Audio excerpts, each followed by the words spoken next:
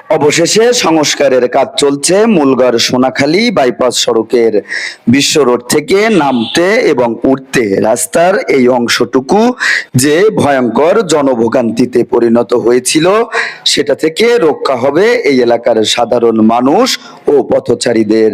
তবে এই রাস্তা সংস্কারের মান কতটুকু টেকসই হবে সেটা নিয়েও রয়েছে প্রশ্ন।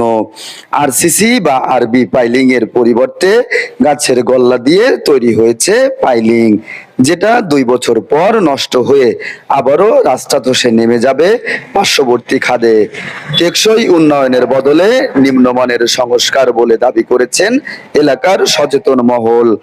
বিশ্ব রোডের এই অংশ থেকে প্রতিদিন কয়েক হাজার লোকের চলাচল।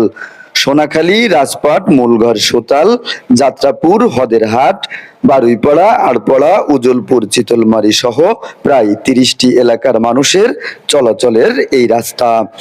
এদিকে মূলঘর বয়েজ স্কুল এবং গার্লস স্কুলের ছাত্রছাত্রীদের এই রাস্তা দিয়ে অনেকটা জীবনের ঝুঁকি নিয়ে প্রতিনিয়ত ছিল পারাপার। তদারকির অভাবে বাজেট অনুযায়ী কাজের রয়েছে ভিন্নতা, এমনটাও অভিযোগ এলাকাবাসীর। ঢিলেঢালা সংস্কার নয়, টেকসই উন্নয়ন প্রকল্প হোক প্রতিটা উন্নয়ন budget. Roni Hasan, desk news, Bagerhat vision 24।